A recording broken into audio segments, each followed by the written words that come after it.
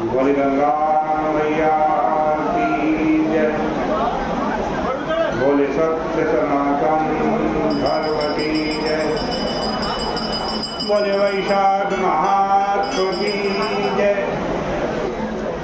पतित पावनी कलिमल हारिणी मंगलकारिणी मोक्षदायी माँ गंगा मैया का ये पवित्रतम तीर्थ हरकीपैड़ी ब्रह्मकुंड है।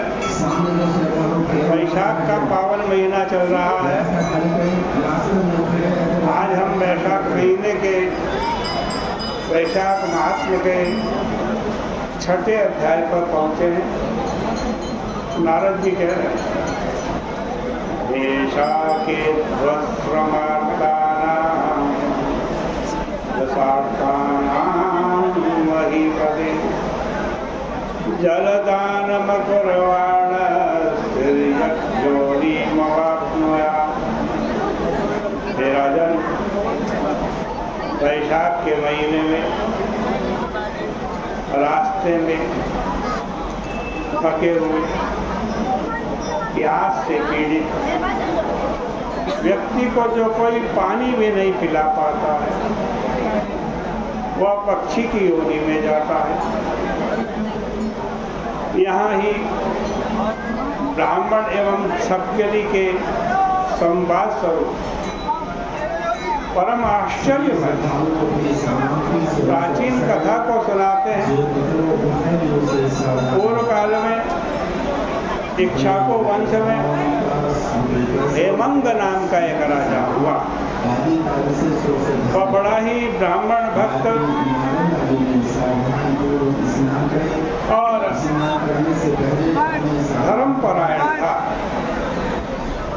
शत्रुओं को जीत लेने वाला था, जितेंद्रिय था।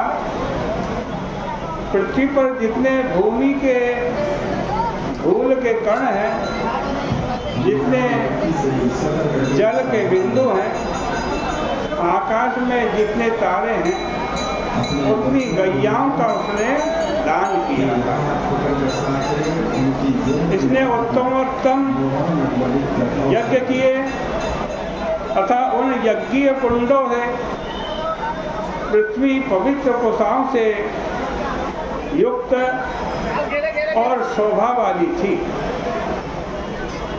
और गौ, भूमि, तिल, स्वर्ण आदि सद्रव्यों से अनेक ब्राह्मणों को उसने संतुष्ट किया था।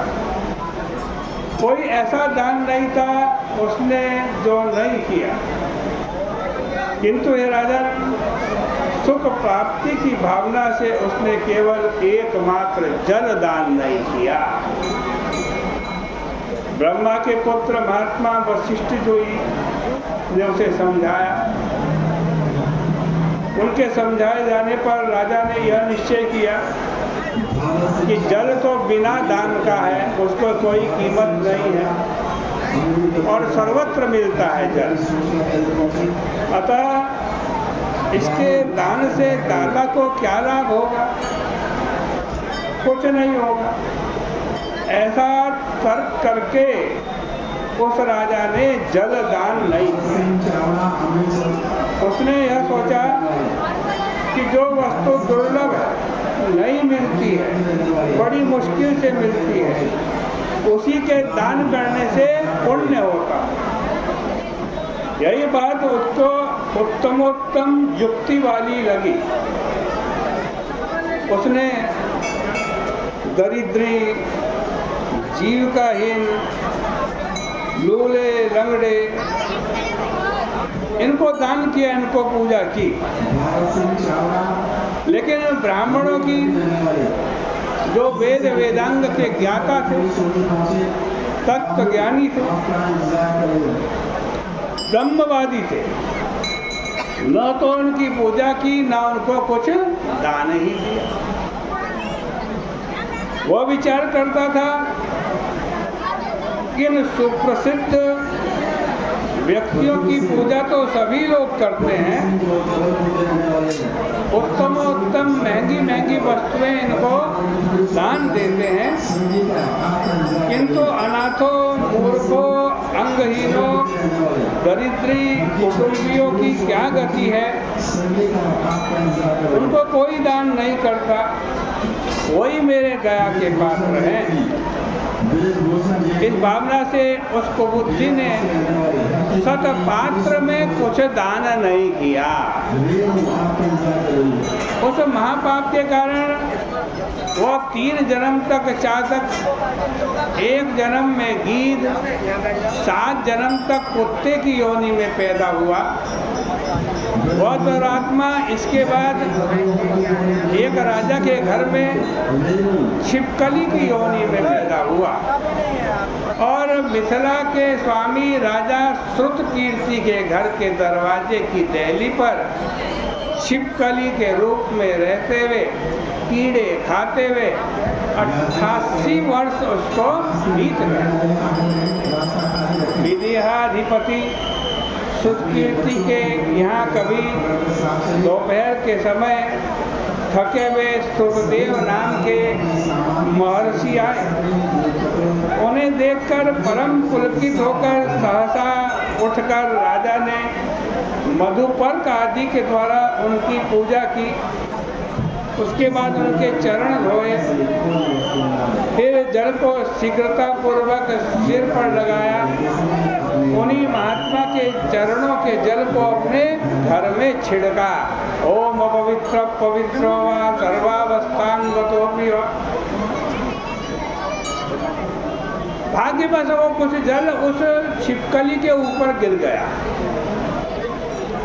जैसे ही छिपकली के ऊपर उस महात्मा श्रुतदेव जी के चरणों का जल गया, तुरंत उस छिपकली को अपने पूर्व जन्म का स्मरण हो गया। पूर्व जन्म के कर्मों के स्मरण से वह बड़ी दुखी हुई और घर पर आए हुए ब्राह्मण से चिल्ला चिल्ला कर रो कर के कहने लगी, मेरी रक्षा करो, मेरी रक्षा करो। छिपकली के इस चिल्लाने के सुन करके ब्राह्मण चकित हुआ, छिपकली को देखा और कहा, तुम क्यों रो रही हो? किस कर्म से तुम्हारी ये दशा हुई? तुम कोई देवता हो, पुरुष हो, कोई राजा हो या ब्राह्मण हो? हे महाभागे, तुम कौन हो? मुझसे बतलाओ, आज मैं तुम्हारा उद्धार करूंगा। इस प्रकार कहे जाने पर छिपकली की योनि में प्राप्त उस राजा ने महामुनि श्रुतदेव से कहा, हे ब्राह्मण, हम इक्ष्वाकु वंश में पैदा होकर शस्त्र एवं शास्त्र में निपुण रहे।